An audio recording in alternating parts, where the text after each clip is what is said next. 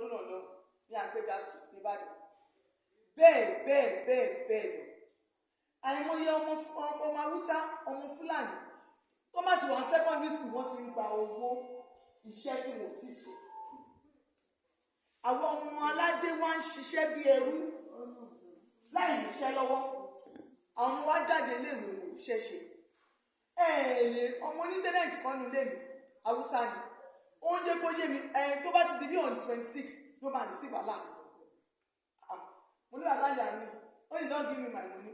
bọ́yìn gbà ń lò wọ́n nìyẹn. ó ní my governor don't give me my money. local government wọn bọ́yìn fún wọn. mo ní give you your money. láti èyí tó ń gbé lẹ́kọ̀ọ́. no na so they give me money. ìyàwó wọn ń ṣiṣẹ́. every month mo ní madam let me see alert mo láti wo alert mo rí 33,000 naira every month láìpẹ́ àlùbọ́sà ló ń tà tẹ́nàntì pé mo ní ẹgbàá bí àwọn ọmọ wa dẹ̀ jáde àwọn ọmọ níbi níran wọ́n jáde kò ṣẹ̀ṣẹ̀ àwa obìnrin ò ní lọ sóko àyíkáko bẹ́ẹ̀ lẹ́yìn bàbá wa náà ò ní lọ sóko kẹ́lẹ́dàpọ̀ inú mi tiẹ̀ dùn yí pé ọlọ́run fi lọ́kàn balẹ̀ yìí nítorí pé ẹ gbà wọ́n láàyè tẹ bá gbà wọ́n láàyè nínú kí ló ń sà. wọn náà bàbá ńlá wa ni mo gbà wọ́n láàyè. tó bá yẹ pé ẹ gbà wọ́n láàyè ni adáto ìyá àti ìdù fọ́nà yín.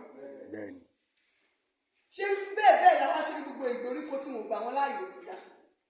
bàbá wa tá à ń sọ bàbá bá ń já Akíntóyè bàbá yẹn ó ní fòun lè kan náà ní tí àwọn ọmọdọ́mọ ẹ̀ máa jẹ tó fi máa jọjọ́ tó báwọn ọmọ ìpele méje tó máa jẹ ó wà nílẹ̀ fún bàbá yìí ṣùgbọ́n bàbá yìí ń wò yí pé àwọn àti bàbá wa wó lọ́wọ́ àwọn tó lò gbà ní kí làwọn fẹ́ lọ jábọ̀ fún bàbá yìí bàbá yìí fi dìde ìpele ti yẹ̀ yẹn ni o ẹjọ́